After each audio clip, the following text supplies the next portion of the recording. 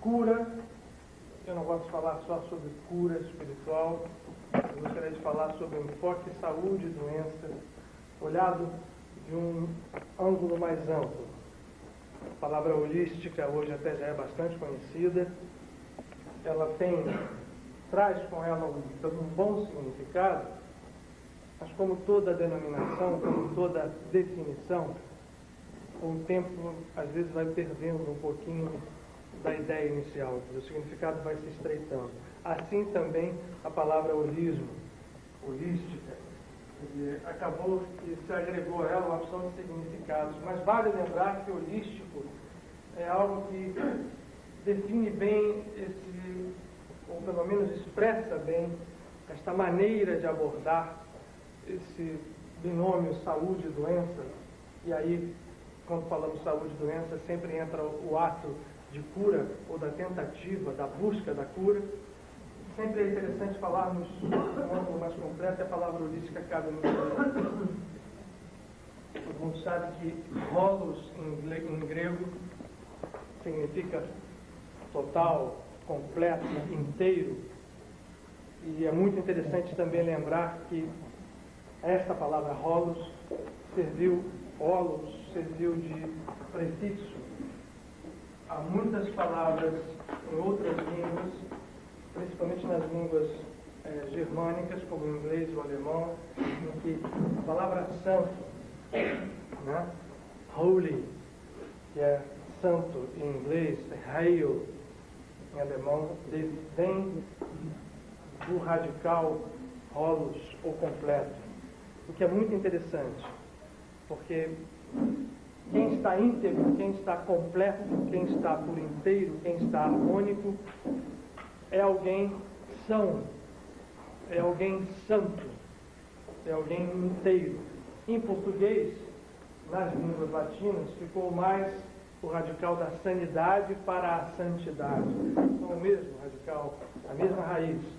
E nas línguas germânicas, puxa direto da origem grega da palavra holos. Então, o holístico serve para a gente aqui quando a gente quer abordar a história de doença, de cura espiritual, olhando esta base que nós trabalhamos aqui nas últimas 3 segundas-feiras, a base das estruturas não visíveis do corpo, ou melhor dizendo, as estruturas não visíveis dos corpos que nós utilizamos como individualidades, como base para entendermos o binômio saúde e doença e a intervenção da cura, quando nós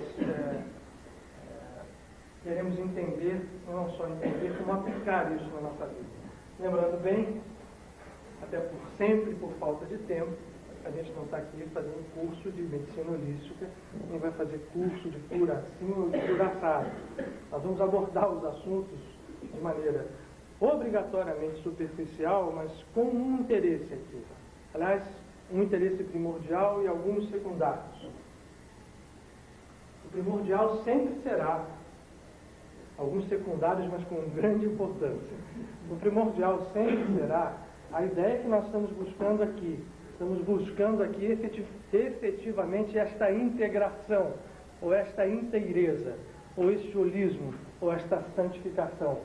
O que nós queremos aqui é alcançar felicidade no encontro de um sentido para a nossa vida de uma forma inteira. E isto passa, claro, e vai passar sempre, pela saúde. Saúde é um dos componentes que não se pode retirar de um estado de felicidade que nós estejamos buscando. De maneira que, quando a gente fala aqui em saúde e doença, estamos falando no nosso objetivo principal sempre, aquele de estarmos focados no espírito, nas realidades profundas da vida, e a partir daí existem os secundários importantes, que a gente lembra sempre que esses processos devem ser vistos sempre em ângulos integrantes, ou em que as coisas não se excluem. E eu quis falar muito aqui, nas 2 últimas segundas-feiras, sobre chakras, sobre estruturas não visíveis do corpo, da individualidade, nos seus diversos corpos, nos diversos veículos, para que a gente, em cima dessa base, comece a falar sobre saúde e doença. Então, lembrar que vai ser obrigatoriamente superficial, mas a ideia é lançar a semente para que cada um depois vá buscar por interesse próprio aquilo que mais lhe chame a atenção, sempre com esse objetivo, a gente construir a nossa própria luz, construir a nossa própria santificação. Esse é o nosso compromisso com a espiritualidade. Não é outro motivo que nos reúne aqui. Muito bem. A gente está no século XXI. A gente hoje tem a ciência médica já, com certeza, bastante avançada na sua abordagem. Quando a gente fala ciência médica, vamos entender a ciência médica oficial, a ciência médica chamada clássica ou alopática, seja qual for o nome que a gente queira dar. Já bastante avançada nos seus esforços de entendimento do que seja o corpo humano. E por entender o corpo humano, entender que processos são esses misteriosos processos chamados doença ou patologia. E isto leva a uma série de benefícios, mas como tudo na vida dual em que nós estamos inseridos, leva também a uma série, olhando o outro lado da moeda, de desafios e, às vezes, ao lado do benefício, existe, como é que eu poderia chamar isto? A fixação de certos conceitos que nós não poderíamos estar mais, a gente pode dizer assim, já no século XXI, nos valendo dele, já poderíamos estar muito à frente. A abordagem que a ciência médica atual, né, aceita já nos seus cânones, já oficializada, e chancela as verdades que as pessoas acreditam. O ponto onde ela está hoje, um conhecimento profundo dos processos que dizem respeito à natureza da fisiologia do corpo humano, da sua constituição, da constituição das doenças, já não se necessitaria estar tão atrasado como estamos na percepção da realidade como um todo. Ou seja, o nosso cientista hoje, o nosso médico alopata, conhece profundamente o corpo humano na sua manifestação física, mas desconhece ou ignora, e aí a palavra é ignorar mesmo. Eu vou comentar algumas coisas com vocês que vão ficar mais interessantes. Ou ignora que essa realidade seja mais abrangente, mais ampla, e aí se perde uma oportunidade enorme de já estarmos mais avançados em relação ao entendimento e à conquista do que seja o processo de saúde e o processo de doença. Lembrar para vocês que a gente tem falado aqui nas últimas segundas-feiras,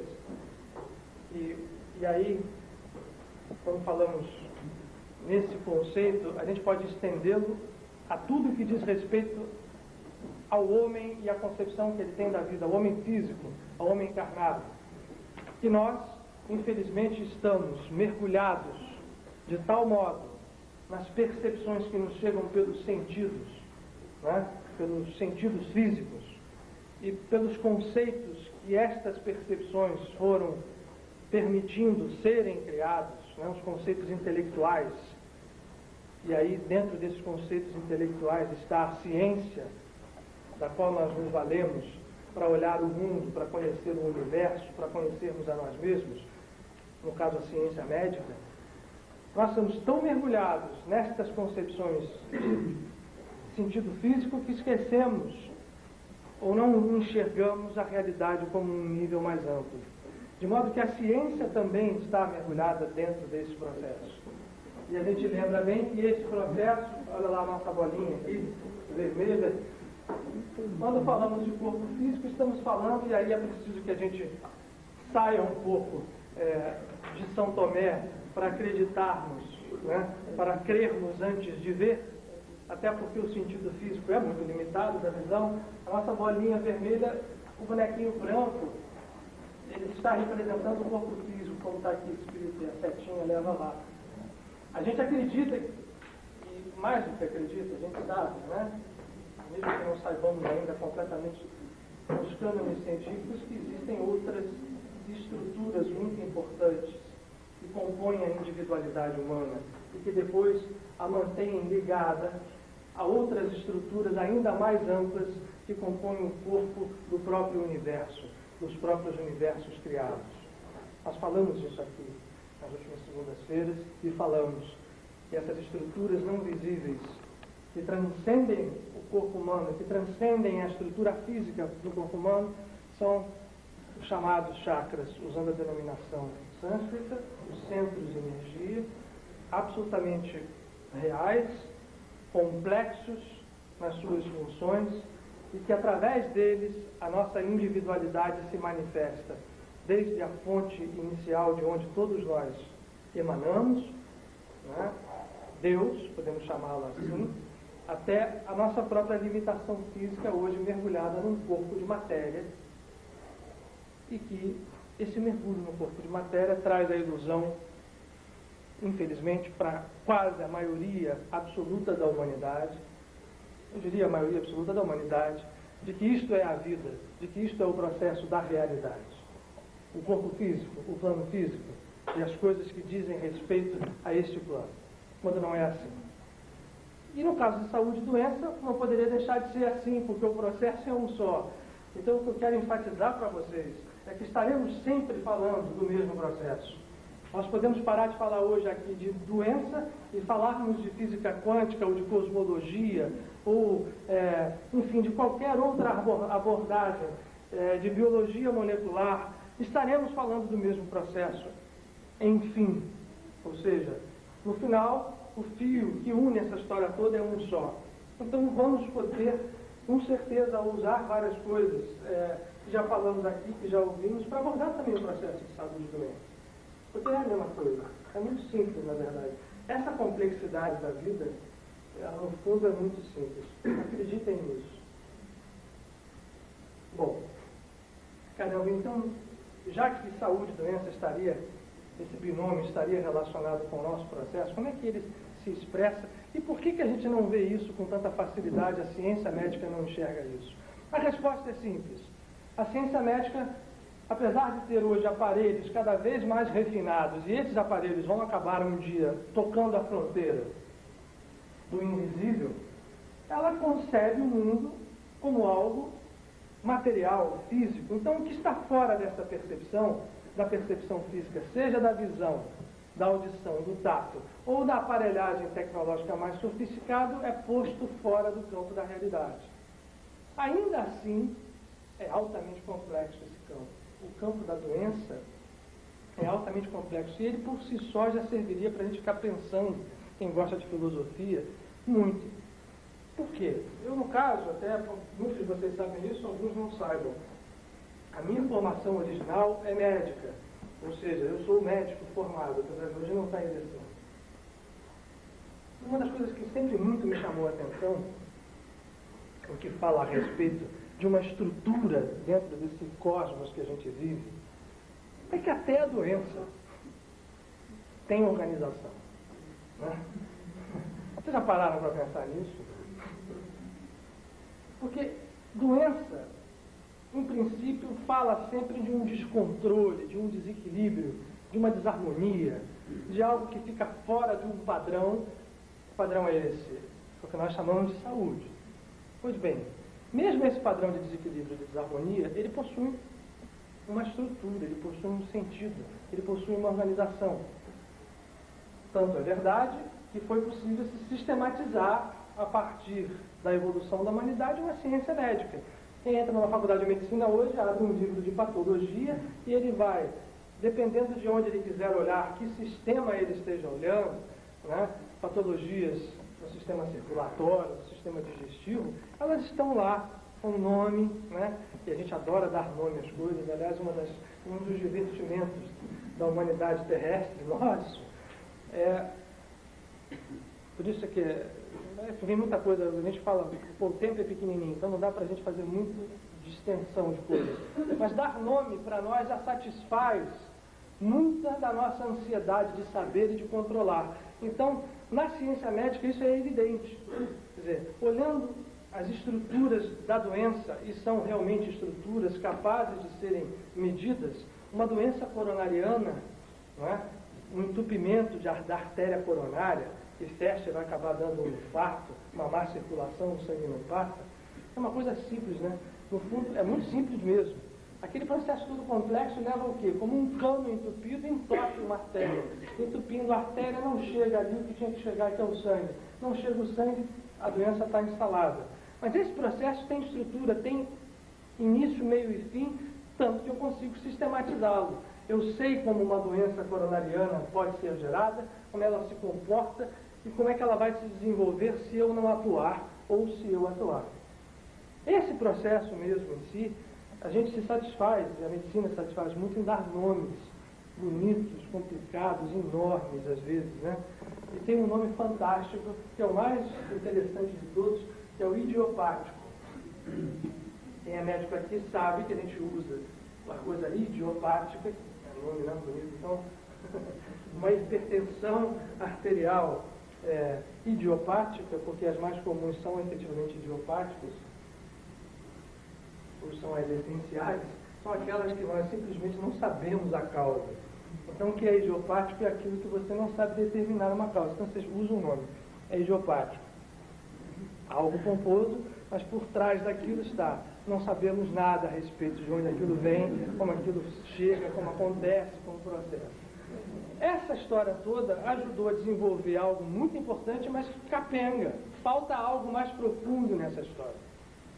Mas, mesmo no campo material, já para a gente, caramba, a doença ainda no campo material, ela é interessante porque ela se organiza. Ela tem estrutura, ela tem um processo. E aí a gente vai chegando nesse processo a determinar causas. Só que, também com a história da boneca russa, né? Porque tudo aqui, lembrem-se bem, nós estamos falando da mesma coisa, sempre do mesmo fato. O fato é a vida cósmica, e a vida cósmica é um processo de semelhanças, é um processo de simetrias.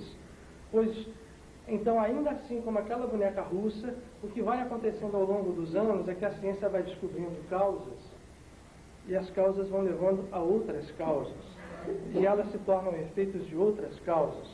E esse processo vai chegar um dia no que nós vamos começar a falar em relação a causas mais profundas, não orgânicas, não físicas da doença. Um dia chega lá. Quer dizer, o que a ciência médica, infelizmente, não tem aceito são as contribuições cada vez maiores que chegam para mostrar há outras portas de saída para essas causas. As causas das doenças, as causas do desequilíbrio. E, com certeza, essas portas levam a outros processos de cura, absolutamente disponíveis. Só que, né, a coisa ainda não encaixou. Mas é perfeito. A gente dá para a tuberculose, por exemplo. Existe, até se descobrir o bacilo como causa, se percorreu um caminho muito grande até chegar ao bacilo. Bacilo, chamado bacilo de Koch, que foi o descobridor da tuberculose, a bactéria causadora da tuberculose, de repente foi identificado como causa última da história. Tá? E como causa última, primeiro, identificada que foi, não se encontrou uma maneira de combater. Acontece que, né, de repente se descobriu a maneira. E foi uma chuva de substâncias químicas, porque é assim que a nossa medicina trabalha, a nossa medicina de visão material trabalha, alopática. Né? Como é que eu combato a doença? Eu vou lá tentar pegar a causa. A causa da tuberculose é uma infecção causada pelo bacilo de Koch, ninguém discute isso. Então, chuva de substâncias, né? Streptomicina, trazida, tem 500 mil. E ótimo, a tuberculose então foi vencida. Vamos virar a página? Só que a gente sabe hoje que essa página está longe de ser virada. Por que razão? A gente descobre 500 substâncias, mas o bacilo de Koch é uma causa, sim, mas não é a causa última. Não sei se vocês estão entendendo o que eu estou querendo dizer. Claro que se eu me infectar com o bacilo de Koch, eu vou ter tuberculose. Essa é a maneira como ele se expressa. Acontece que, e o que eu vou dizer agora é verdade absoluta para todas as patologias médicas, eu não tenho receio de dizer. Acontece que não é só o contato e a infecção pelo bacilo que vão causar a doença. Vocês têm dúvida? Olha aí, eu vou assustar aqueles que têm medo de doença. Vocês têm dúvida que todos os dias a gente entra em contato com bacilo de Koch na rua? Alguns de vocês têm a ilusão de que a gente só encontra o bacilo de Koch quando, se por acaso a gente der o azar de encontrar algum paciente de tuberculose que esteja naquele estado bacilífero que a gente chama de medicina, e que ele jogue o bacilo na sua secreção e você tenha um contato com ele e aí vai pegar a tuberculose. Claro que a gente tem contato com isso o tempo inteiro. Quem anda então na rua mesmo, não em contato com o público de uma forma geral, vai encontrar bacilo de Koch. Muitos de nós, todos os dias, estamos em contato com essa coisa que causa tuberculose. Aqui de nós não tem ninguém que tem tuberculose. E por que outros têm? Por que algumas pessoas têm, outras não? Ah, é a imunidade. Eu estou querendo dizer para vocês a boneca que está de dentro da outra, né? Então, onde a imunidade é? O que é a imunidade? A imunidade é isso e aquilo, não vou ficar chateando vocês com superficialidades médicas. O sistema imunológico que falhou, deixou então o bacilo entrar e se estabelecer. Ok, isso é verdade. Mas isso gera uma outra pergunta. Por que o sistema imunológico falhou? Numa pessoa e não falhou na outra. Ah, porque geneticamente o gene que dá origem à proteína que compõe, né, o anticorpo ou a substância defensora do organismo, naquela pessoa tem mais propensão. Isso parecia ser, em algum momento, a resposta última para a história. Aliás, tem gente que ainda tem a ilusão disso hoje, mesmo na ciência médica. Aqueles que começam a criar aparelhos e técnicas cada vez mais aperfeiçoadas para entrar dentro da célula e achar ali a resposta última para as coisas, avançam em cima dessa. Não é ali que a coisa está. Então vamos entrar dentro do campo da genética. Vamos fazer o projeto Genoma. Já começou a primeira traulitada, porque um ser complexo como o ser humano, né, teria que ter na cabeça dos cientistas que começaram a entrar nesse campo uma correria para disputar, ver quem conseguia definir qual era o código genético das pessoas, né, aquelas letrinhas que são substâncias químicas que, de acordo com o seu arranjo, significam coisas diferentes. Ali está a resposta última, segundo a ciência materialista. Então vamos correr atrás. Então se imaginava, o código genético humano deve ter 1 milhão de genes, deve ter 300, 400 mil genes. E todo mundo hoje sabe que o número de genes que foi mapeado não é maior do que de um coelho, um pouco maior do que uma mosca drosófila. Então, aonde está a causa última dessa história? É claro que o bacilo de Koch é uma causa da tuberculose, é claro que a imunidade maior ou menor ajuda nesta causa. Uns têm contato com o bacilo e ficam doentes, outros não. É claro que a imunidade está ligada à genética, lógico, porque essas substâncias defensivas são todas produzidas, como tudo no organismo, a partir do seu código genético, que é o núcleo lá da célula, onde está tudo que nós temos dentro do corpo codificado. Mas ainda assim vai faltar sempre.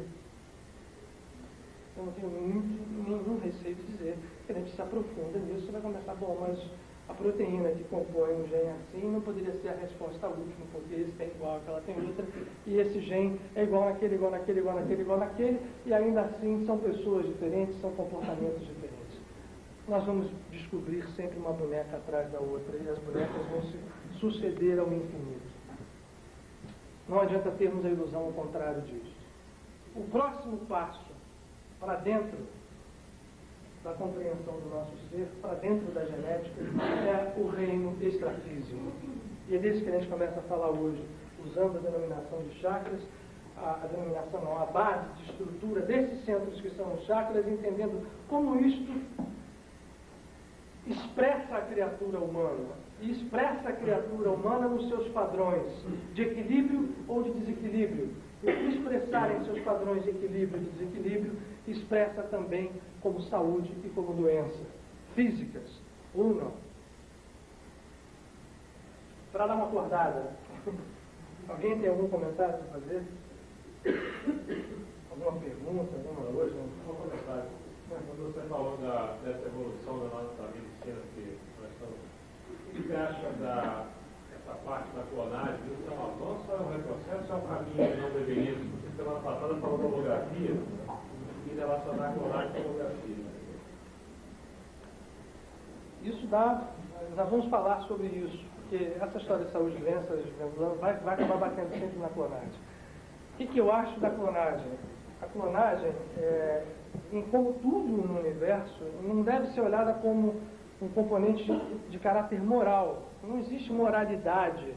Deus não proíbe o homem de fazer isso ou de fazer aquilo. Esses conceitos que a gente tem de uma divindade, né, que diz assim, aqui estou eu e aqui estão vocês, por mais que isso pareça agressivo, vai sendo abandonado. O homem vai se descobrindo pouco a pouco como um pequeno Deus, porque emanou de Deus, e por ser um pequeno Deus precisa aprender a ser pequeno Deus. E como é que a gente aprende a ser um pequeno Deus? Muitas coisas, muitos fatores entram nesse aprendizado, inclusive o amor, inclusive a fé, inclusive a humildade. Sem isto, nós não nos tornamos efetivamente pequenos deuses. Vamos ser sempre falsos pequenos deuses. Lembrem vocês que a gente falou um pouco na semana passada da Kabbalah, né? Tem sempre cara nova aqui, eu fico sempre meio, quando eu falo de coisas que a gente fala sempre, pensando em quem está olhando isso pela primeira vez, mas a gente tem que dar um segmento e eu procuro fazer as coisas inteligíveis. Na Kabbalah, a gente aprende que Deus, apesar de único, essas 10 bolinhas coloridas são 10 qualidades divinas, 10 emanações, 10 características que precisam estar em equilíbrio no universo. Este é o mapa cósmico da criação, uma busca de equilíbrio, de qualidades emanadas de uma fonte única. Nós somos pequenos deuses em desequilíbrio. E quando estamos em desequilíbrio, estamos usando essas qualidades de forma desequilibrada. E fé, amor, humildade, né, são características e qualidades absolutamente imprescindíveis para esse equilíbrio. Como também a sabedoria, o poder. Ora, a ciência humana, o conhecer do homem, a sede de conhecer, para saber o que está acontecendo nesse cosmos criado, quem somos nós, caramba, por que eu estou aqui conversando com todo mundo aqui sentado, com o corpo funcionando, independente da nossa vontade, o coração batendo, as células trabalhando, os órgãos agindo, e isto nós aparentemente não controlamos, chamamos isso de vida. O processo de conhecer isso, de entrar dentro desse campo, é a ciência, e ciência acaba sendo uma expressão de poder. Né? Hoje é nitidamente uma expressão de poder, como a religião foi há 600, 700 anos atrás. Hoje o cientista é que vai para o fantástico para chancelar uma verdade. Não é o bispo, não é o rabino, não é o pastor, nem o papa. Quem chancela a verdade é o camarada de Harvard, que chega lá, né, cheio da vaidade, do orgulho, característicos da criatura humana desequilibrada pelo ego, de alguma forma, e chancela uma verdade científica. Quando ele esquece que ele está olhando para algo que ele ganhou de graça, que recebeu, um sistema de que ele não mexeu ali, e que vai começar a querer mexer ali. Eu estou chegando na clonagem, tá? E o mexer ali significa usar características divinas nossas. Só que elas estão em desequilíbrio. Uma característica divina muito interessante de Edurar, que é o poder, que é o que puxa, o que centra no ego, que é a força, que ao mesmo tempo que é força, ela agarra, né? Ela tenta fazer o mundo do nosso tamanho e não nós do tamanho do mundo. Quando isso está em desequilíbrio, seja em qualquer ângulo, gera distorções graves, mas que nunca deixam de ser atos da divindade. Então a clonagem é algo que vai acontecer. Nós vamos fazer clonagem de pessoas, vai surgir gêneros de pessoas vivas. Mas o que acontece com a clonagem? Tira uma célula de alguém e o código genético daquela pessoa é reproduzido numa criança. Então fica é como se fossem gêmeos distanciados no tempo. Um gêmeo original, vamos chamar assim, que tem a idade que ele terá quando for retirado dele o código genético, e o outro que é um bebê. Só que o que vai acontecer é que nós vamos ver como existem já os gêmeos aí, para dizer, os gêmeos têm códigos genéticos absolutamente iguais. Por que os gêmeos são diferentes? Né? Por que apesar de muito parecidos, de muito ligados, os gêmeos idênticos, os gêmeos univitelinos, os gêmeos unigenéticos, Apesar de serem seres muito ligados, serão sempre seres diferentes. Assim será o clone. Né? Então, quando nós estivermos mexendo com coisas que ainda não dominamos por inteiro, seremos sempre deuses desequilibrados, agindo na vida com o que a vida nos fornecerá sempre, que são esses poderes. Esse poder não deve servir para ninguém se envaidecer. Por que um cientista se envaidece? Vocês já pararam para pensar nisso? Vocês lembram, aliás, devem lembrar isso, o código genético mesmo, saiu na imprensa. Houve uma corrida para ver quem é que conseguia mapear o código genético primeiro. Uma equipe de cientistas subsidiada pelo governo e outra de uma empresa privada. No final acabaram somando as forças. Houve um momento que dizia assim, eu descobri o código genético. Ora, olha que coisa engraçada, eu descobri algo que está há milhões de anos ali guardado e vai continuar do mesmo jeito. O fato de você olhar aquilo com o ângulo de um conhecimento maior não dá crédito nenhum, de poder maior nenhum a ninguém sobre o outro. Mas nós achamos que dá, né? A nossa vaidade acha que dá, o nosso ego acha que dá. Então a clonagem, ela vai seguir o seu caminho até no dia que a gente fechar esse quebra-cabeça inteiro e entender que isso é um ato divino como qualquer outro. Eu vou passar lá para o Rodrigo. Já se disse, e aí são mensagens espirituais, que o Chico Xavier, que é um médium aqui, é um recurso de grande precisão, mas outros também falaram, que vai chegar realmente um momento em que nós vamos trabalhar a engenharia genética, depois que o espírito for para nós uma realidade admitida até no campo da ciência, nós vamos trabalhar a construção de corpos humanos através da engenharia genética, seja clonando ou não clonando, com uma tranquilidade absoluta como dominadores de um poder que é divino, como tudo é divino na vida, que não acrescenta nenhuma coisa maior a ninguém por dominar isso. Nós apenas avançamos um pouco mais nesse caminho em direção a Deus. Então vamos poder construir um corpo humano, vamos poder construir um órgão, claro, mas isto eu acredito que só vai acontecer em plenitude quando nós entrarmos mais maduramente dentro do campo do conhecimento cósmico. Fala, Rodrigo. Eu acho, Luiz, que o que nos assusta ainda em relação a isso, principalmente no tocante à clonagem, é justamente a vaidade, né, dos cientistas, até porque se não nos fosse dado chegar ao ponto, né, onde chegamos na ciência, se não nos fosse permitido, nós obviamente nós estaríamos anos aquém de onde estamos, né? Mas eu acho que o principal é que nós sabemos que onde existe na concepção, no ato da concepção, tem que haver intervenção divina, na questão de um espírito habitar aquele corpo. Eu acho que, principalmente para nós espíritas, isso é muito complicado, talvez porque não tenhamos ainda o conhecimento, né, de quanto estamos tão ligados a Deus, e quando temos Deus dentro de nós, né, de como isso vai ser feito de uma forma que não vá ser, como chamam por aí, quando a gente fala, sem ferir a Deus, né, sem agredir a Deus. Eu acho que esse é o ponto que mais, pelo menos a mim, é o ponto que mais me incomoda. Com certeza, eu acho que você, a todo mundo, como eu disse, né, sobre a clonagem, ela por si só, a gente vai, até vou falar um pouquinho disso, depois eu dou uns toques para a gente seguir na lógica de hoje, nós vamos voltar a esse assunto com certeza depois. Mas isso é verdade. Quando eu faço um movimento de clonagem, né, aonde entra o espírito, de onde ele vem, quem traz ele para dentro, se a clonagem humana for efetiva? Essa é uma pergunta que fica no ar. Claro que esse processo é um processo que supera em muito a nossa capacidade de entendimento. Quer dizer, um cientista, quando olha só o campo da matéria, mas esse é um pouco do processo da fecundação artificial, né?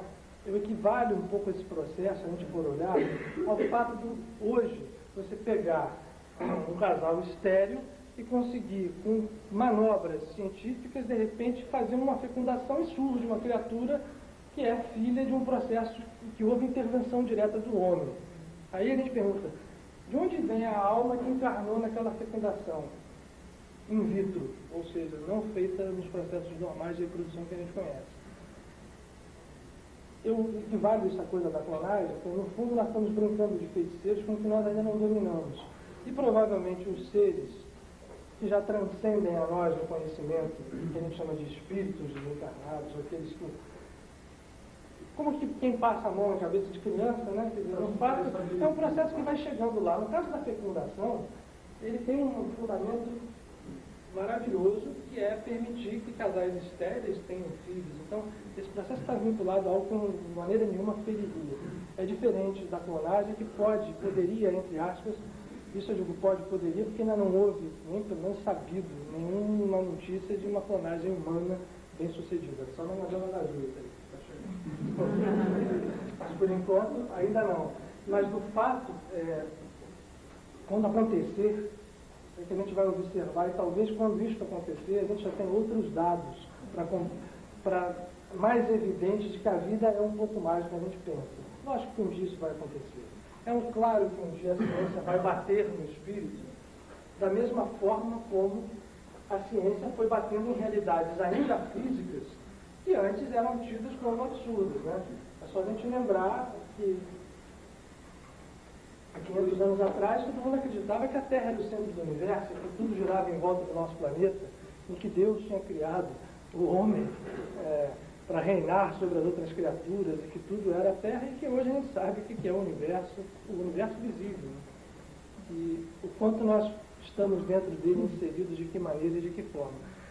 Vai haver um momento em que essa história vai virar para dentro da gente também. Na hora que a ciência, e aí quando eu falo na hora, as coisas estão correndo em paralelo. Quer dizer, quando a gente fala na hora, não é que ainda não tenha começado, não. O que a gente está falando aqui, existem pesquisas avançadíssimas sobre essas estruturas extrafísicas, essas estruturas não visíveis ainda ao olho físico. Já existe sistematização a respeito disso. Já existe, a foto Killing é conhecida por todo mundo, mas existem várias aparelhagens que já detectam esse tipo de presença não física e que já permite que a gente haja. E aí, quando agir, é quase sempre, sistematicamente sempre, olhando a coisa da saúde da doença. Até porque, aí voltando ao nosso tema de hoje, a gente volta à clonagem nos próximos dias, porque eu acho que a gente vai levar aí pelo menos umas 4 segundas-feiras falando sobre saúde e doença, sobre cura espiritual, sobre curas alternativas, né, como é que elas se encaixam nesse processo único. A gente volta aí, mas voltando. Vencida a fronteira genética, qual é a próxima fronteira? E aonde vão se enraizar as doenças conhecidas para que a gente possa entender melhor o processo da vida? São exatamente nos veículos extrafísicos que nós utilizamos e aonde estão essas estruturas altamente não, fundamentais, não é altamente, elas são fundamentais para que nós entendamos a vida como um todo, que são os chakras, por onde nós expressamos a nossa individualidade. Ela esteja em desequilíbrio ou ela esteja equilibrada. Como é a regra no plano em que nós vivemos, no planeta em que nós vivemos, que o equilíbrio seja algo difícil de achar, então a regra é o desequilíbrio, a regra é a doença aparecer de forma estruturada. Não sei se eu dei essa volta inteira, mas não sei se eu fechei o conceito inicial para vocês. O que a doença se estrutura na nosso modus vivendi encarnados? Porque ela faz parte de um processo que tem cabeça, tronco e membros, que é estruturado por inteiro. A doença, ela só existe por força de um desequilíbrio primordial que se expressa, esse desequilíbrio, também sob a forma de doença. Mas ainda o desequilíbrio é equilibrado. Paradoxalmente, porque tudo na natureza tem fundamento, porque se fosse um caos, a gente cada dia estava olhando as coisas se comportarem de uma maneira diferente, não tinha sentido em nada. Se fosse caos, não tinha doença coronariana. Tinha 500 coisas, cada dia mudando um troço diferente. Caos é caos. Caos não tem ordem nenhuma. Se existe algo em aparência de ordem, a estrutura de uma doença, qualquer que seja ela, escolha uma doença qualquer, todas elas são passíveis de serem entendidas ordenadamente.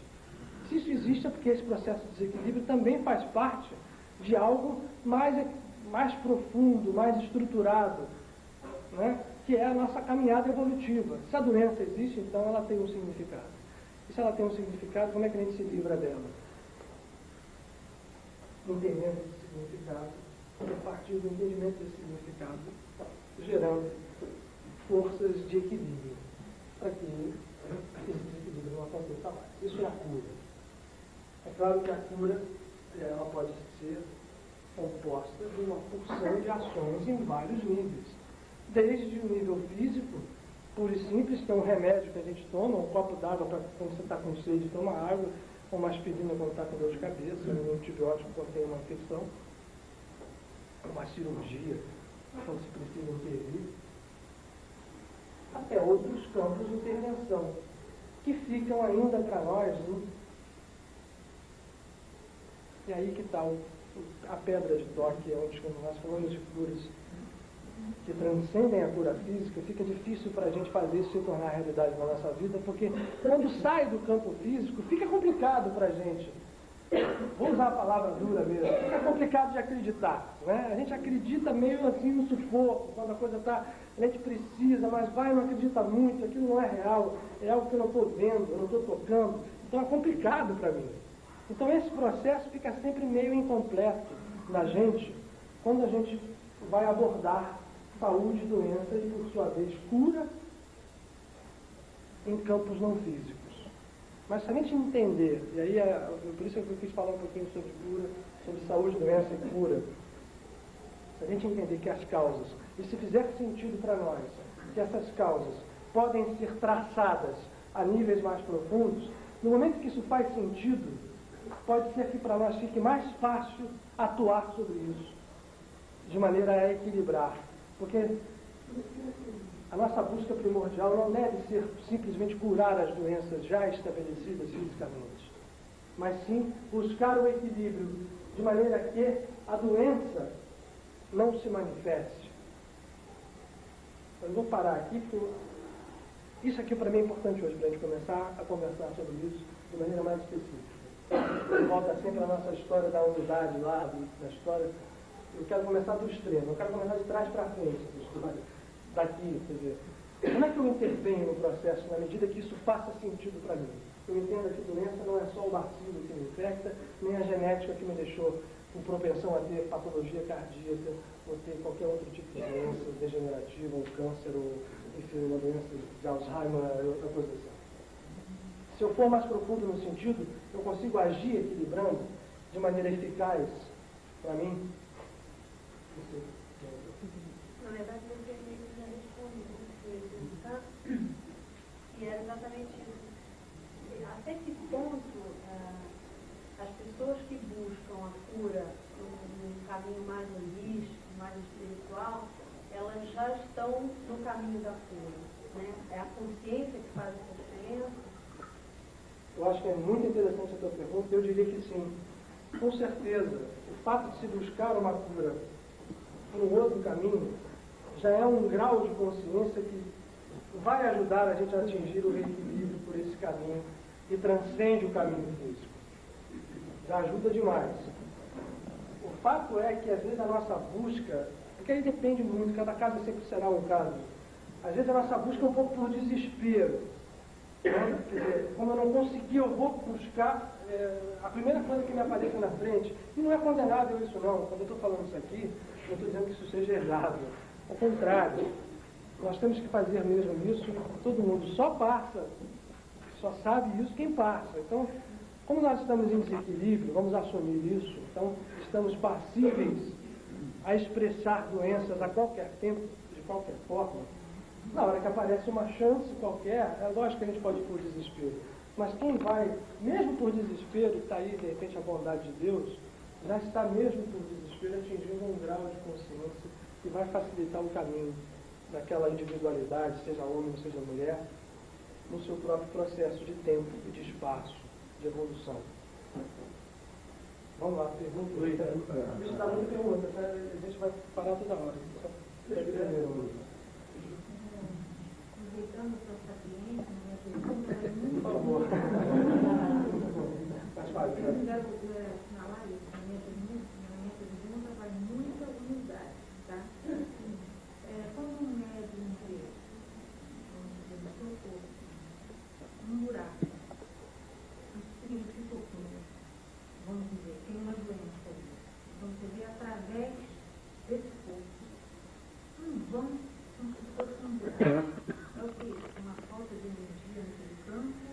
Com certeza. O que isso tem? Um desequilíbrio. Um desequilíbrio de qualquer natureza. Se você está vendo no corpo físico ou na aura, isso é uma forma de expressar esse desequilíbrio. Ou seja, sempre que se entende. E aí você já está entrando num campo que a gente vai abordar isso aqui nas próximas semanas. Buraco em aura, buraco em corpo significa sempre desequilíbrio. Sentido desequilíbrio. Nós todos somos seres em desequilíbrio. Então nós todos estamos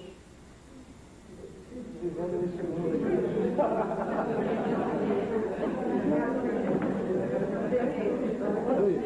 Na peneira.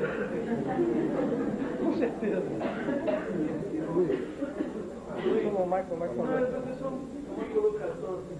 A gente fica fazendo muito tabu, muita discussão sobre clonagem, cura, e quando é que a gente esquece que a gente precisa estar encarnado, mas enquanto a gente está do outro lado, no mundo astral, isso é feito deliberadamente, né? Eles manipulam na hora de formar, acho que no livro Missionários da Luz, Sim. eles até descrevem, tem um corpo, né, perfeito, e lá na hora ele tem os registros no corpo astral, no ser espírito, como quiser chamar, e lá através disso eles manipulam, preparam um corpo, geneticamente, até eles falam um outro nome porque a federação ia liberar, né? Eles manipulam aquilo, quer dizer, isso já é feito, é porque a gente fica nesse tabu de desencarnado, que não pode fazer, isso já é feito. Só que de outra maneira. Não quero voltar a esse assunto, não, mas ele vai falar isso.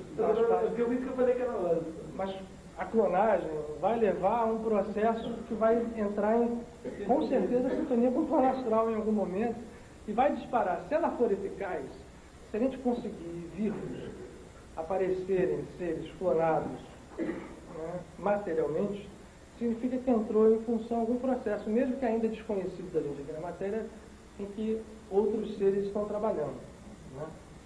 Vamos começar de trás para frente a história de cura. Né?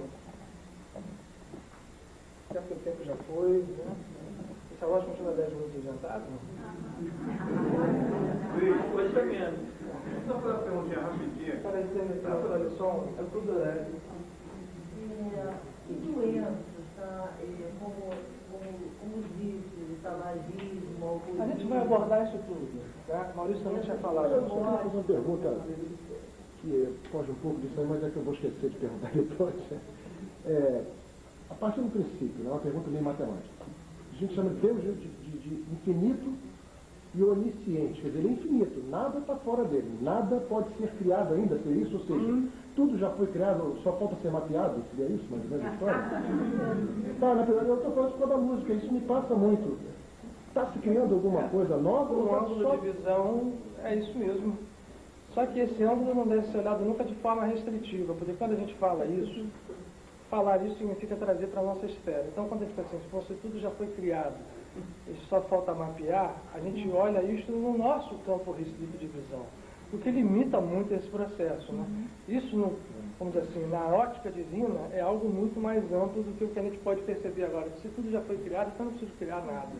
Já está tudo pronto, eu não tenho nenhuma função, não tenho livre-arbítrio. Assim é o nosso ego, né? Ele vai numa doideira geral e depois se enrola todo, porque nós estamos vivendo nesse desequilíbrio. Volto a repetir. O desequilíbrio tem várias manifestações, vários tipos de frutos ou de formas de expressão. Então, quando a gente fala que é uma verdade, em Deus já existe tudo. E sempre é, e sempre será assim. Se Deus é onisciente, se tudo está nele, se nada é fora dele, tem que estar tudo lá dentro dele. Só que, não sei se estou me fazendo entender, nós estamos olhando isso de uma forma muito restrita que é a nossa. Tudo está dentro de Deus é uma frase que não fala nem um milésimo do que isso... Um milésimo. Não fala nem um bilionésimo do que isso significa. Né? Tudo está dentro de Deus. Diz nada do que é tudo está dentro de Deus. Fala, Zé. Você estava falando aí, estava falando em criação, em clonagem, em gerar vida humana. Quer dizer, eu acho que na hora que você começa a duplicar uma vagem, você já está mais tempo ou menos tempo, você chega lá, porque acho que é tudo. Eu passo para ir para o pragmatismo, para a simplicidade, como você falou no começo. Eu não sei se usa essa sofisticação, que é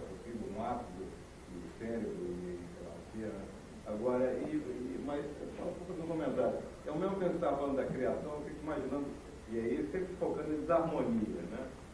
Na China, por exemplo, né? Algum momento da sociedade lá, não pode ter tanta mulher, então mata a mulher. Então é a criação e a exterminação também, né? Então, eu estou só tentando, nesse exemplo todo, falar da desarmonia, e aí vem depois, né? Existem infinitas formas da desarmonia, do desequilíbrio em que nós, dualidades, vivemos se expressar. Muitas. Bom, para a gente não avançar muito hoje, deixa eu começar um conceito importante para a próxima semana. E para falar de saúde e doença, eu poderia começar aqui chegando para vocês, né? Isso também longe vocês vão ver que é longe de menosprezar ou de diminuir conceitos importantíssimos. Quando a gente falou sobre chakras, vocês lembraram, né? Não vamos encarar o chakra como um penduricalho, aí bota um cristal, não. Gente, nós vamos chegar a entender, espero aqui, que um cristal sobre um chakra possui um significado importantíssimo. Assim, pode entender perfeitamente o que está acontecendo ali. Mas para que a gente entenda o que é um cristal sobre um chakra, é preciso, no meu modo de ver, que a gente vá um pouquinho mais fundo. É quando a gente chegar e imaginar que eu posso pôr um cristal de determinada natureza e qualidade sobre um chakra específico, é porque eu estou fazendo um processo que tem começo, meio e fim lá de cima e lá de trás. Então, nós vamos chegar lá. Quando a gente falar de floral, né, quando a gente falar de homeopatia, quando a gente falar de cura espiritual, de cura mediúnica, de uma série de outras coisas que são atos de cura, na tentativa de equilibrar esse binômio saúde e doença, a gente vai falar, eu espero, tendo olhado a coisa do seu ponto de partida e fazendo sentido desde lá do começo, porque senão fica fragmentado. Senão as pessoas entendem, bom, então eu vou largar aqui isso aqui, que eu vou usar o cristal, porque se eu não fizer o cristal assim, começa a ficar ritual puro e simples, não sei se vocês estão entendendo, começa a ficar algo que perde o seu sentido original, e aí é problemático, né? Aí fica complicado, porque é a mesma coisa que eu dizer que um santo, que uma imagem de santo é um santo. É o mesmo princípio da idolatria. Você atribui ao que não é a raiz do que é. Mas uma imagem de santo pode significar muita coisa para quem entende que aquilo é um símbolo, simboliza outros símbolos, como o próprio Yogananda. Então, sempre conta essa história aqui no Autobiografia de um Yogi, que ele chegou num templo procurando um mestre, viu lá uma pedra no altar e dizendo na joelho, na frente de pedra: ora, Deus é pedra, Deus não é nada de pedra, isso é um absurdo. E saiu. E tomou um castigo inesquecível, que ficou rodando em volta dele mesmo até a manhã seguinte, até que esse mestre que ele estava procurando foi até ele e disse: olha, você não devia ter dito aquilo, porque Deus está em tudo. E a pedra também pode ser um símbolo da divindade. E olhado num ângulo mais profundo, né? Até a pedra pode significar Deus, desde que aquilo que seja alma, seja espírito, seja presença. Se não tiver alma, se não tiver espírito, eu posso negar o que eu quiser e dizer que Deus não é pedra, que Deus não é isso, que Deus não é aquilo, mas se eu não tenho alma, não tenho espírito, eu não vou achar Deus em lugar nenhum. Eu vou até pensar que acho, mas não acho. Como dizia Paulo de Tarso na sua epístola, quando falava sobre o amor. Eu não tenho espírito, não tem nada. Então, essas estruturas, eu quero começar hoje, para terminar com vocês, lembrar de alguém que eu acho muito importante nessa história.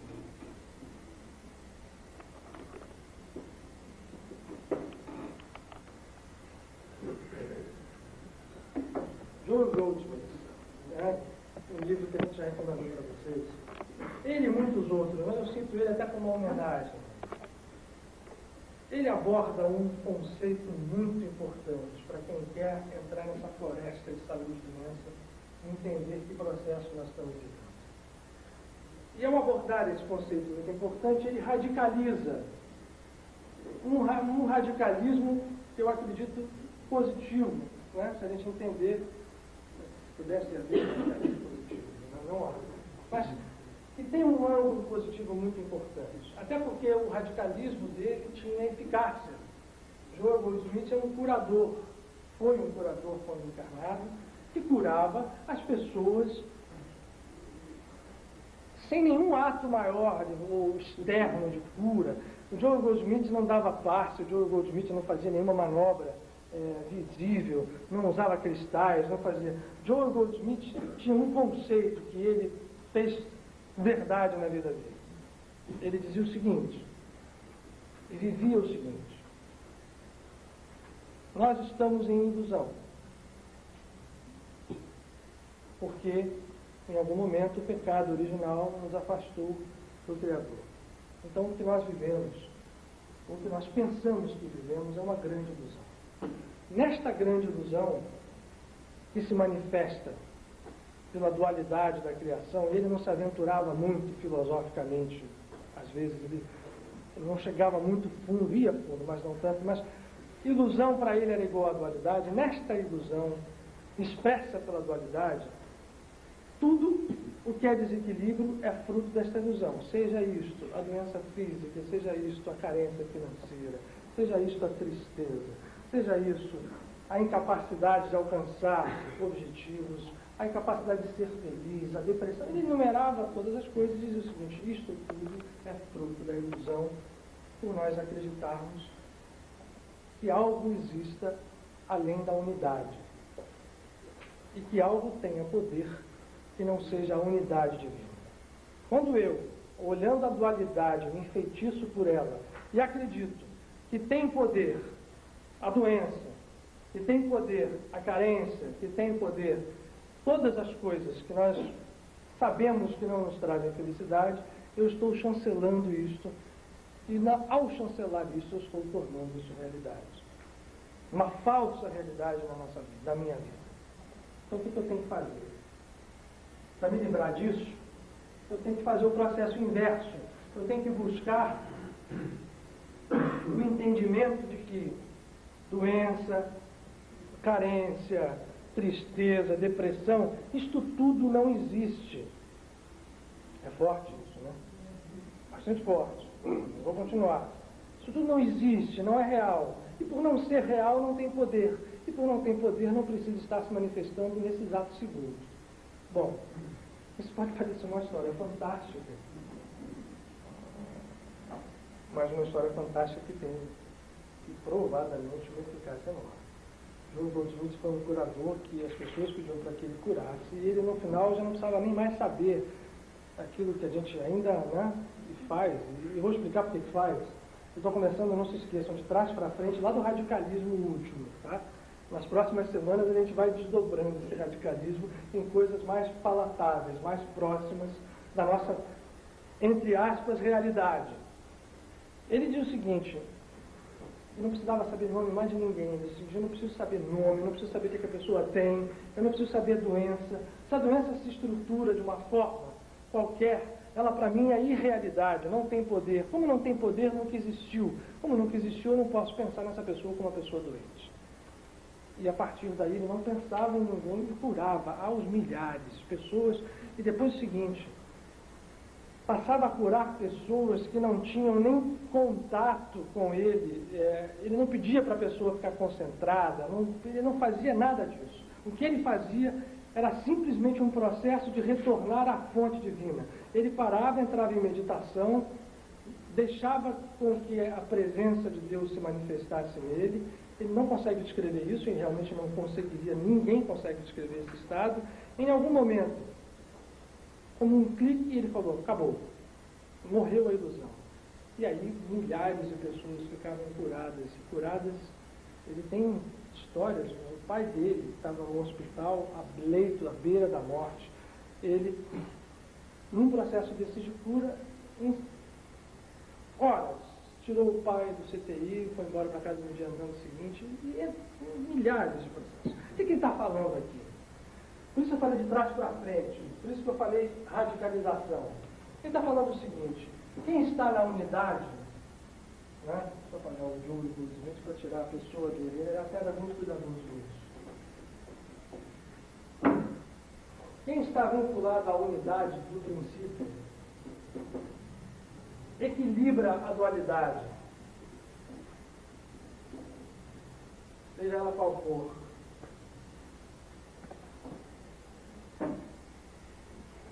E ao equilibrar a dualidade, faz desaparecer todos os processos característicos das desarmonias duais.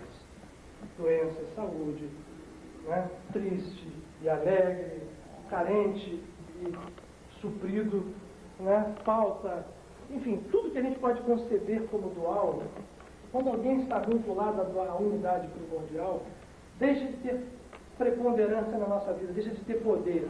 E ele fala muito isso, poder.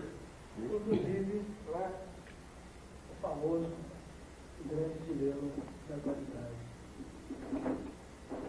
O mal e o bem, o bom e o mal. Quando eu fecho aqui, o que vem para baixo fica sob meu controle, não eu mais sob o controle disso.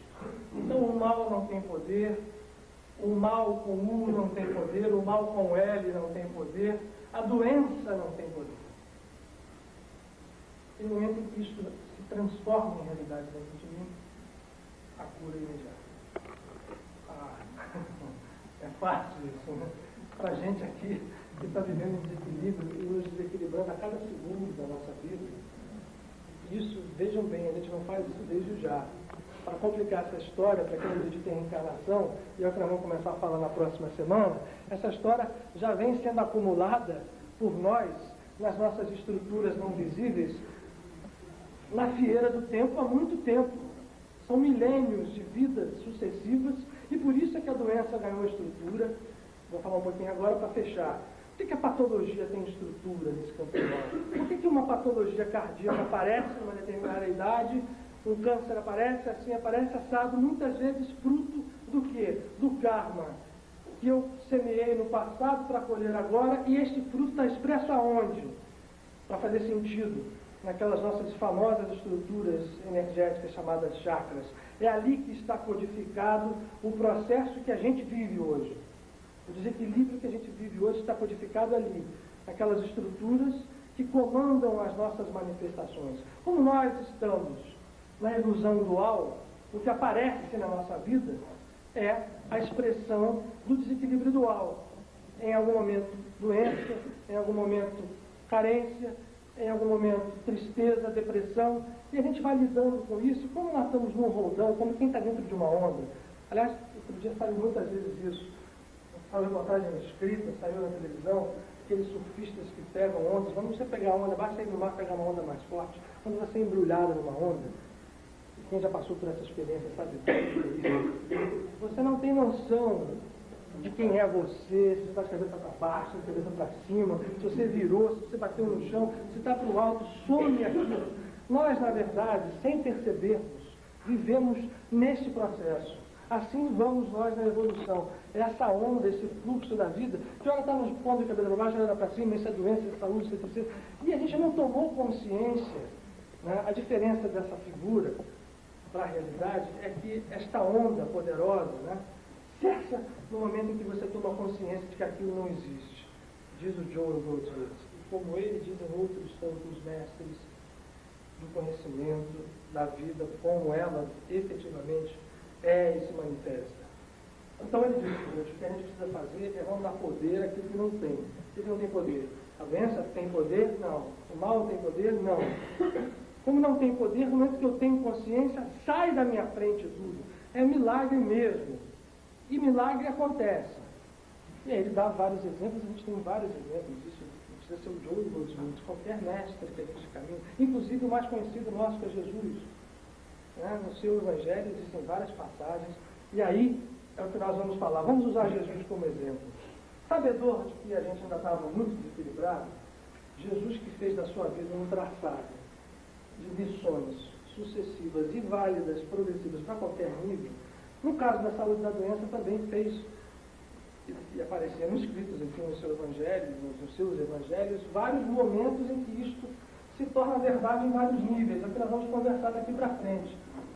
Seria fácil, né? Olha, vamos todo mundo para casa, a gente vai ver a saúde imensa, isso, curou. Ah, caramba, por que você faz uma cura espiritual aí? Né?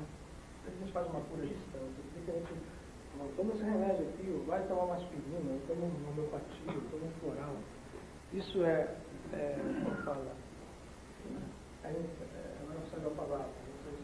É uma incongruência? Não. Porque existem vários níveis de manifestação da realidade. E todos esses níveis são válidos até que a gente chegue nesse. O que eu proporia é que a gente buscasse esse como um objetivo a alcançar. Enquanto não alcança, a gente entenda que existem processos e maneiras de se atuar na saúde e doença de forma eficaz, físicos e não físicos, e que são componentes da vida como um todo. É para isso que a gente entende o chakra, é para isso que o chakra pode ser trabalhado, é para isso que a gente pode fazer um cristal, ou um floral, ou um passe, ou qualquer coisa agir. Ok? Mas eu não gostaria que a gente começasse a falar sobre isso, e vamos falar nas próximas segundas-feiras, sem entender que os milagres poderiam acontecer em segundos. Né? Eu só queria, antes de passar, falar de Jesus que a gente falou das formas em que ele expressou essa diversidade de processos, de multiplicidade, de capacidade da gente manifestar a vida. Eu vou falar de dois, para a gente entender bem o contraste. Existem dois momentos de cura, eu já falei isso aqui também várias vezes, que caracterizam bem essa diferença. Aquela mulher que tinha 12 anos de hemorragia e que estava lá se esgueirando, né, perto de Jesus, e que pensou o seguinte: se eu encostar e tocar a ponta dos mãos, eu estou curado. E ela chegando, não conseguia chegar aos apóstolos em volta, os guarda-costas, e em um determinado momento ela vai e se segura. E no que ela segura, Jesus para e diz assim: alguém me tocou. E na hora que ele falou isso, deve ter sido muito engraçado, porque imagina, devia ter uma multidão em volta dele, todo mundo encostando, alguns provavelmente tocando, não só ela, os apóstolos de guarda-costas, naquela história, né? Quer dizer, uma mão passa aqui, pega ali a outra, e de repente ele diz assim: alguém me tocou. E está escrito isso no Evangelho. Deve ter sido Pedro, provavelmente o mais, né? Ele falou assim: pô, mestre, alguém? Eu tenho 500 caras te tocando. E você diz: alguém me tocou? Ele assim: alguém me tocou. Uma pessoa me tocou. De mim saiu o poder para uma pessoa. Os outros me encostaram a mão, mas não tocaram. E a mulher, naquele momento que ela toca, ela fica curada imediatamente, desaparece. Isso pode ser simbolicamente tratado, não é a hora hoje, mas para a gente chegar a isso que está aqui.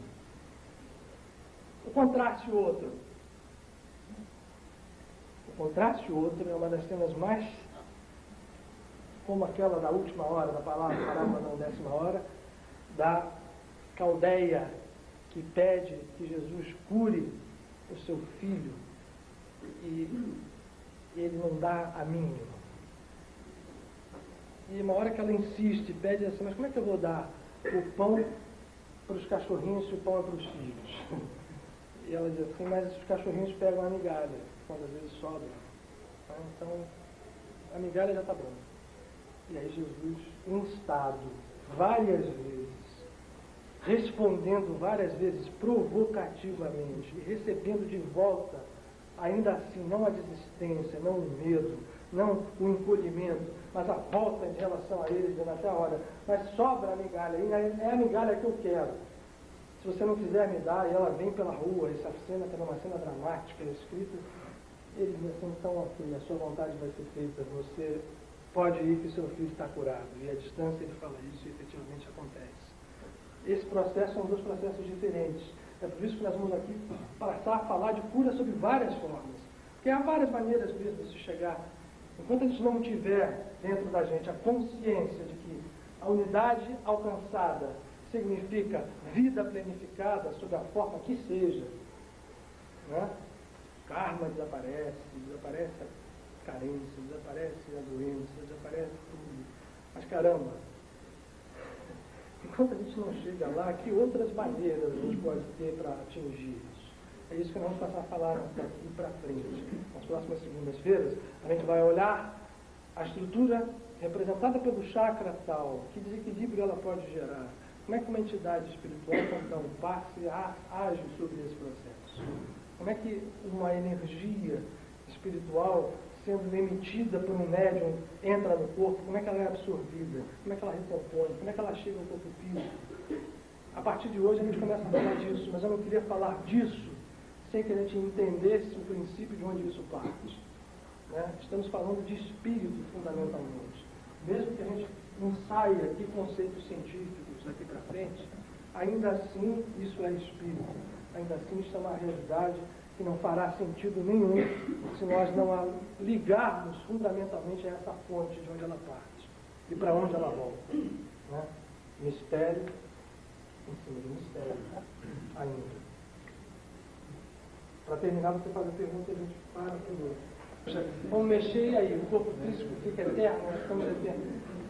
Quando a gente tem essa consciência de que você pode mexer, de que a vida é muito mais que a vida física, perde um pouco o sentido e o significado para nós que ele tem chama de morte.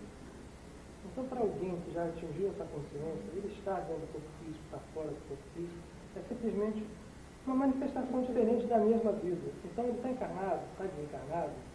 Para quem tem essa consciência, não faz maior diferença mesmo. Então, vou usar um exemplo aqui, dois exemplos bem nítidos. O Chico. O Chico está aí vivendo até 91 anos. Isso tem um significado? Tem, claro que tem. Em algum momento a gente vai entender por quê. Outros vão embora muito cedo. Mas por quê? Porque sabe que ir embora cedo, por exemplo, para o Yogananda, sair do corpo como ele saiu, né, conscientemente, com 62 anos de idade, não significou diferença nenhuma, porque a presença dele, mesmo ele não estando fisicamente encarnado, é notória e perceptível por quem quiser ter um pouquinho mais de aprofundamento dentro da realidade espiritual. E assim por diante. Então, não é peso o fato da gente poder mexer, poder viver no corpo, no campo físico por mais tempo. Em algum momento a gente tem que deixar esse corpo físico, porque para nós a vida já é outros planos, existem outros planos, realmente existem outras manifestações muito mais complexas da vida do que a gente imagina. A vida no mundo astral, a vida no mundo causal, a vida em outros planos sucessivos da realidade é muito mais vida do que a gente vive hoje aqui. Muito mais mesmo. Quer dizer, para um ser que hoje está no mundo astral, nós somos seres muito atrasados na nossa maneira de entender, de manifestar as coisas. Ainda somos seres muito atrasados. Como a gente hoje olha espécies mais atrasadas na evolução do planeta.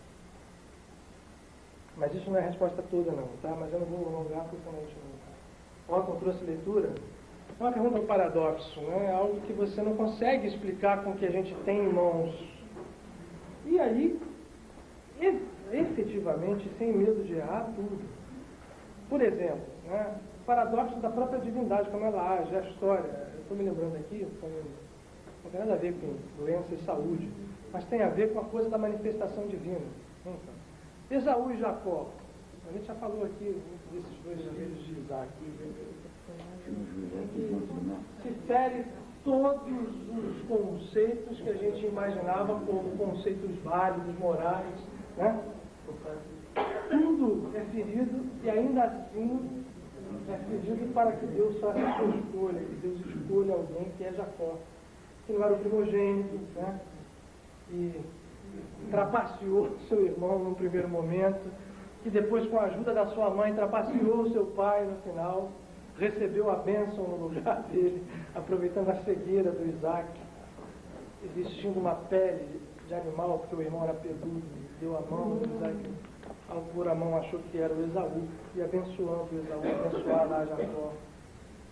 Então, isso, eu estou falando isso um pouquinho para a gente entender o seguinte: tudo nos é possível, no sentido mais profundo, desde que a gente entenda o seguinte: vamos encarar o mistério como mistério, vamos, sem medo dele. Quem sabe se essa não é a chave para que a gente assuma efetivamente a nossa capacidade de agir na vida em nome de Deus. É preciso premissas para isso. Premissas tais como humildade, fé, amor. Né? Mas há um momento aí de mexer nas coisas. E pode ser, as coisas podem ser a nossa doença, as nossas limitações. Preparação para o nosso final, eu sempre esse mergulho mais profundo na oração, na meditação. de modo que a gente colha os frutos que nos interessa colher reunidos aqui. O que a gente quer é sair daqui melhores, mais bem preparados, mais bem, vamos dizer assim, equilibrados e harmonizados com a vida. Esses dois textos que o Otton está mostrando são interessantíssimos, porque não só abordam esses temas que a gente tem falado, em relação a perguntas que a gente pode fazer para nós mesmos, buscar essa resposta em Deus, e uma que faz uma vinculação interessante. Nós vamos chegar, lembra vocês que eu estou dizendo a vocês que a gente vai falar sobre cura, doença, saúde, e depois vamos chegar à sexualidade, né? Porque grande parte dos desequilíbrios que a gente tem, e algumas doenças que decorrem disso, vem da história da sexualidade como manifestação divina ou não. Então a gente vai chegar lá, e sexualidade fala de corpo físico, e corpo físico, muita gente acredita que o corpo físico foi algo que Deus criou, mas que não é bem de Deus, é uma confusão muito grande. Quando a gente entender nessa busca de harmonia que até o corpo físico é santo, o que vai o Otton falar aqui, é legal, é legal. Então vamos ouvir e a gente fazer direto depois da nossa meditação. Um diretor espiritual hábil pode ajudar uma pessoa a atravessar a noite escura que possui muitos desafios envolvendo intensas questões psicológicas. O aconselhamento psicológico padrão procuraria a causa estudando os padrões negativos no relacionamento do indivíduo da infância para frente. Embora a identificação desses padrões seja certamente útil também para aconselhamento espiritual, um diretor espiritual investiga como prioridade o conteúdo do diálogo interno de uma pessoa em relação às coisas do espírito, tais como: que perguntas você fez que procuraram esclarecimento para a finalidade da sua vida? Que medos você possui que estão relacionados com a sua compreensão de Deus? Você já espirituais. Você acredita, por exemplo, que buscar um caminho espiritual o torna superior a outras pessoas, ou que isso torna Deus mais consciente de você do que dos outros que estão tão envolvidos na prática espiritual quanto você? Você já pediu na privacidade das suas orações ou pensamentos por esclarecimentos quanto aos motivos por que você acha difícil ter fé em Deus? Você sente que já fracassou de alguma maneira nas escolhas que fez para si mesmo? Você está consciente de já ter violado as suas próprias regras espirituais? Você já desejou ser curado? Você já desejou conhecer Deus num nível mais profundo do que o faz atualmente? Deus esteja na minha cabeça e na minha compreensão. Deus esteja nos meus olhos e no meu olhar. Deus esteja na minha boca e na minha fala. Deus esteja nos meus lábios e na minha saudação. Deus esteja no meu nariz e no meu olfato e inspiração. Deus esteja nos meus ouvidos e na minha audição. Deus esteja nos meus ombros e no meu porte. Deus esteja nas minhas costas e na minha postura. Deus esteja nos meus braços e nos meus atos de pegar e receber. Deus esteja nas minhas mãos e no meu trabalho. Deus esteja nas minhas pernas e na minha caminhada. Deus esteja nos meus pés e no meu enraizamento. Deus esteja nas minhas juntas e no meu relacionamento. Deus esteja nas minhas entranhas e no meu sentimento. Deus esteja nos meus intestinos e no meu perdão. Deus esteja na minha virilha e na minha sexualidade. Deus esteja no meu coração e no meu amor. Deus esteja na minha pele e no meu toque. Deus esteja na minha carne e na minha dor, anseio. Deus esteja no meu sangue e no meu viver. Deus esteja nos meus ossos e no meu morrer. Deus esteja no meu final e no meu renascer. Irmãs, embalados por essas palavras tão belas, tão sábias que o Otton leu, e compreendendo, pois, que Deus é e está em tudo, isso sendo e é verdade, nesse momento não há distância nenhuma entre nós e Deus. Deus está por trás da nossa respiração, Deus está por dentro e por fora do nosso corpo. Deus bate com o nosso coração. Nós vamos fazer nesse momento silenciando, buscar reconhecer essa verdade, essa evidência. O tempo do silêncio dentro de cada um de nós. A árvore da vida pode a qualquer instante se manifestar. Vou ficar um pouco em silêncio, mas que esse silêncio signifique atividade calma, equilibrada, mas firme, do nosso espírito em nós, para aqueles que quiserem, como nós já temos feito aqui, vamos nos concentrar no centro que espelha com mais precisão a consciência crística em nossa vida, o centro da consciência crística entre as sobrancelhas, e ao fechar os olhos, o olhar interior que faz nós contemplar a sua luz azul, ainda profunda, nos fala em presença, em música divina, em tranquilidade, em paz.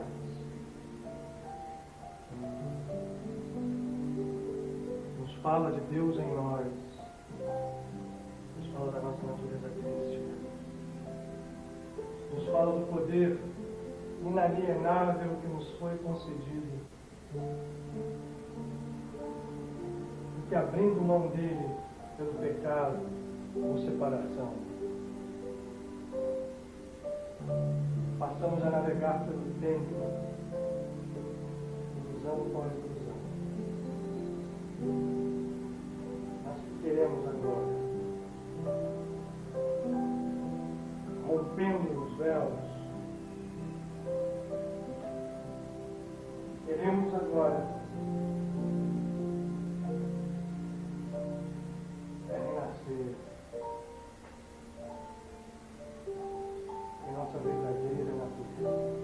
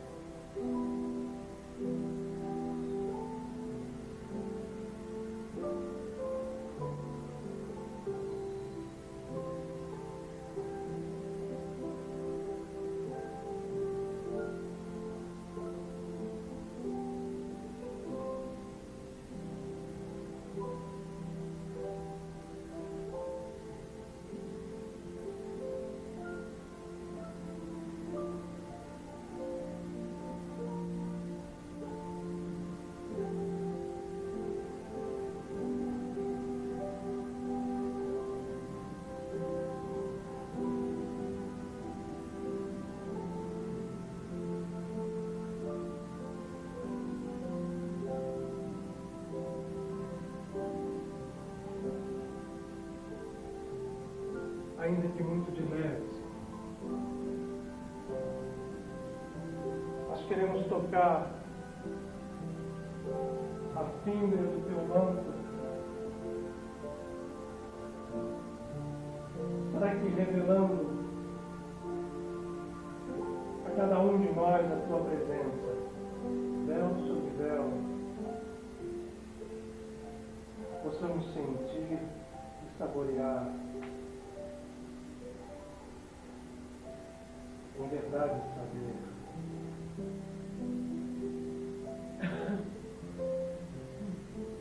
que essas verdades, Senhor, esse poder não sejam conceitos,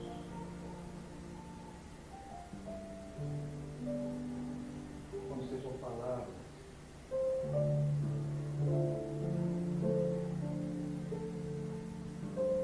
mas que sejam força e vida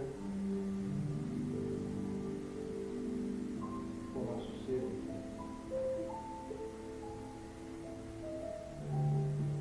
E cada movimento em que inspiramos e respiramos o ar como manifestação do teu prana de vida, que cada movimento seja um movimento de cura e de harmonia em nós mesmos, de modo que a consciência em ti desperta, vivifique cada centro, cada célula, cada átomo do nosso corpo físico, cada fibra dos nossos corpos espirituais.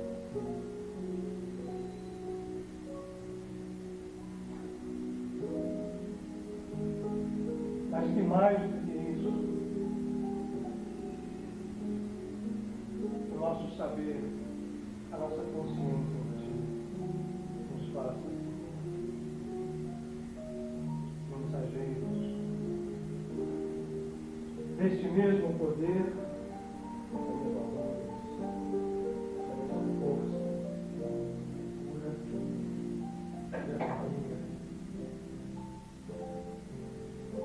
Aproveitando que nesse instante, apesar de sermos muitos, há dentro de nós a vibração primordial, nos chamando para a unidade. Nós podemos perceber somos um. E aproveitando esse instante, possamos transformar a nossa oração, o nosso movimento,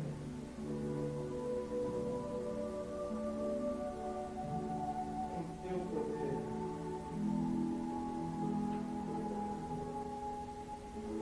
Para que cada irmão que aqui não está conosco,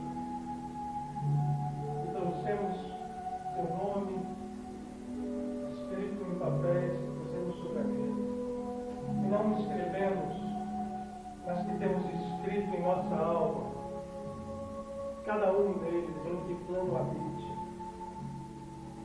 conosco no plano físico, ou livre nos planos superiores da vida, que cada um deles possa receber, e não há dúvida nenhuma em nós de que isto ocorre nesse momento, cada um possa receber luz, paz, cura, harmonia,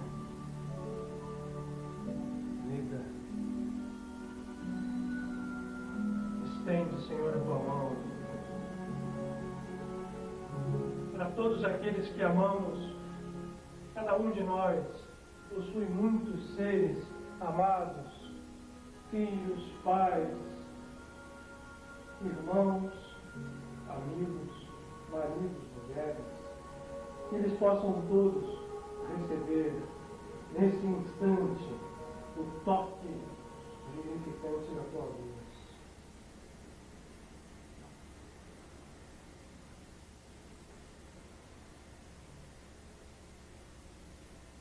E eles em nós neles, possamos ser a expressão de harmonia, de paz, de unidade, de saúde, de compreensão, de amor.